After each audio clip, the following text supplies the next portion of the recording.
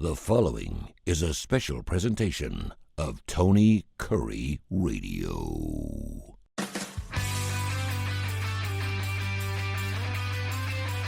Michael Coleman, the CEO of Heart of Alabama Food Bank. I'm Tony Kurre, a show that we do every single week. We call it BBB, Bite by Bite. And we're talking about equitable distribution this week on our show. You always throw these big words on. I'm like, I don't even know what's equitable.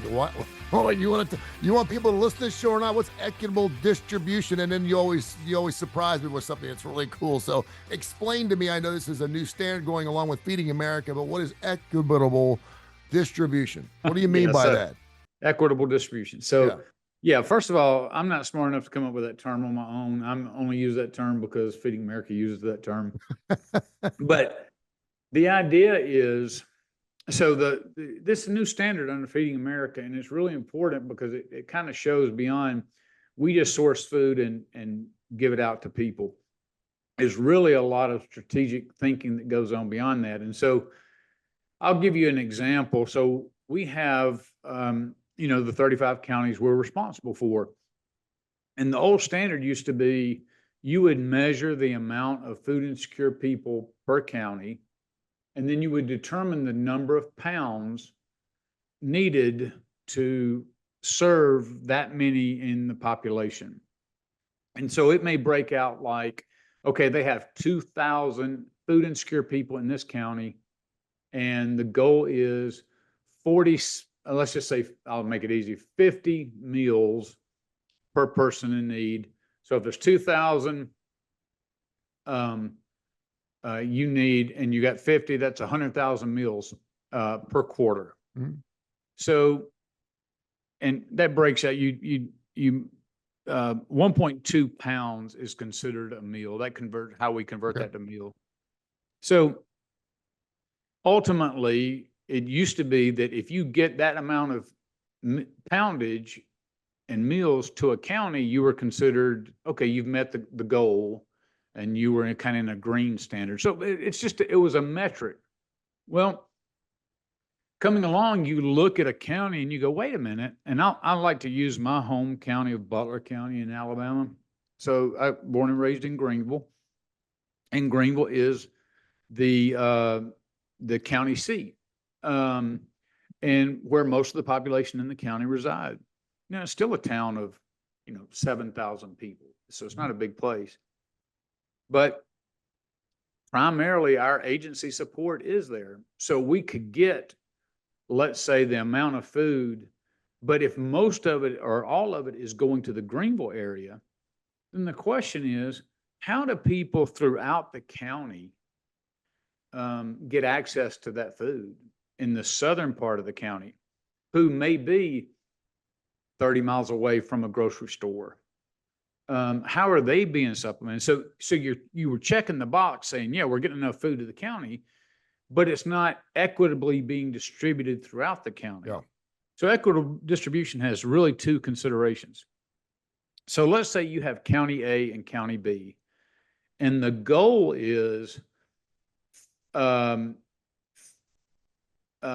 let's say 75 meals per person. Let's say that's your target for all your counties. Well, County A, you're getting 50 meals per person. County B, you're getting 100 meals.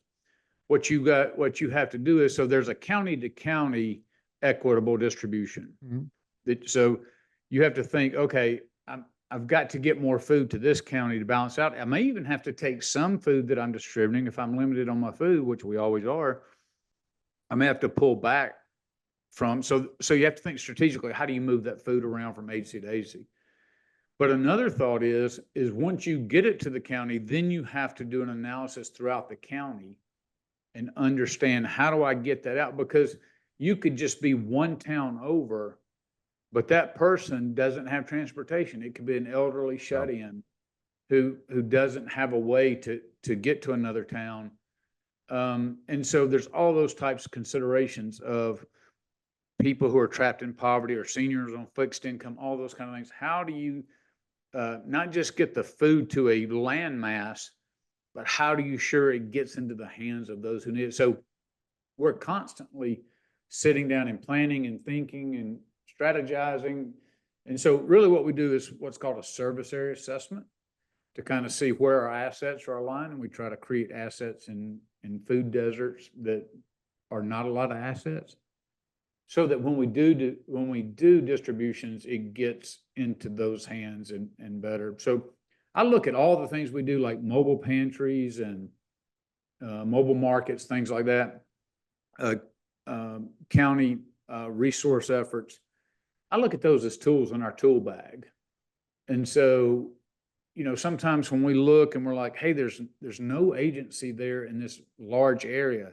So you look, okay, how do we get support there? Well, if there's not a church to support it, do we use it? Is there a school out there and set up a school pantry? Do we, how do we tackle in this area? Because we can no longer just look at half a county who doesn't have any support. We have to fight to get that and work aggressively to get some type of food access in that area for those people. Let me ask you this. So you and I have had discussions about this on Mission Minded about these delivery services. I still can't believe that someone would actually order a Big Mac and fries and a Coke through Grubhub. I don't get it. I just if you're ordering something from Fleming's or an entire meal for something and you want to stay in and it's snowing or something, I get it. But I mean, to order a $3 or $4, why in the hell would you go to Waiter to get Taco Bell? It doesn't. And I know it happens because I've been to Zaxby's and I see people walking off the shelves. All the And time. I'm like, first of all, I'm thinking, how can that be? How can that make any money? And people always talk about how broke they are, yet they're willing to spend another $6 for delivery. Because I've been ordering pizzas all my life, and you give a tip, and that's why they make their money off of. So, with the growth of that culture and industry as we know it, and the other thing is, I see Kroger trucks. I know there's no Krogers here. There are Kroger trucks everywhere, and there's no people are like, what are these Kroger trucks? They're delivering groceries, and they don't even have stores here.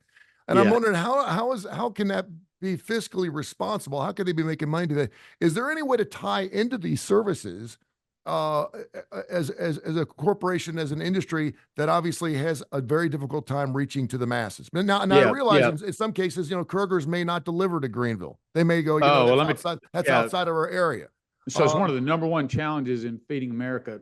If you live in Atlanta, if you live in the larger cities, food banks oftentimes, like with the senior supplement packages and stuff like that, they can set those up and partner with DoorDash and Grubhub and stuff like that. Even DoorDash came out as a company back during the pandemic and said, hey, we're going to donate money that you can then use to use DoorDash services. Or if they did a DoorDash service for a food bank with a delivery, it was free to us, but the company would pay the driver or whatever. The problem is, and I've discussed this when we talk about food as medicine, is when you go out to these small towns, a county will have less than 10,000. So if they're 20% food insecure, so you say 2,000 people, how do you get food in the hands of those people who may not be able to do it? Now, of course, all 2,000 are not going to need home delivery and stuff like that. But for those who are the most, who are maybe under hospice care, or maybe elderly, or going through some cancer treatment, something, and maybe they don't have the resources to get out and all that and have emergency care, something like a Meals on Wheels would do. But see, Meals on Wheels is limited because, they have a route and they go, down this street. But when you put them out in a spaced out county, it doesn't have the same effect. Yeah. So we're working on that with our Food as Medicine. We're putting together a rural delivery service, but it's going to be one that you can put into a routing formula. It's not going to be 1,000 in a county or something like that. It's going to be a very select people, because nobody's been able to uncover exactly what that looks like and how to do that. I mean, it's just so expensive. If you have 10 people scattered out through a county doing a delivery twice a month to them, it's just costly. You got to pay the driver, you got to pay the insurance, the gas, not to mention the food that you're delivering. All of that, insurance benefits, all that gets very expensive. So sometimes you just got to figure out other ways. But anyway, we're doing everything we can and invoking every strategy we can think of how to equitably distribute the food that we have, to get it in the right hands in the right amount of time, so that our citizens who are battling food insecurity and hunger can most benefit. And that's how you dress up equitable distribution. Michael Coleman, great job. Thank you, my man. That's Bite by Bite. We'll do it again next week. Sounds good.